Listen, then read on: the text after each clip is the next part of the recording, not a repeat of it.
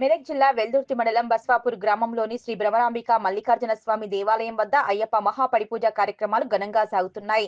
41 రోజుల పాటు అయ్యప్ప దీక్షలు చేపట్టిన స్వాములు ప్రతిరోజు ఉదయం సాయంకాలం వేళల్లో చన్నీటి స్నానాలు చేసి స్వామివారికి ఆ ప్రత్యేక పూజలు అభిషేక కార్యక్రమాలు నిర్వహిస్తున్నారు.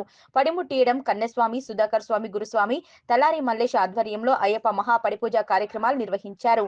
భక్తి గీతాలు భజన కీర్తనలతో మల్లికార్జున స్వామి దేవాలయం మార్మోగిపోయింది.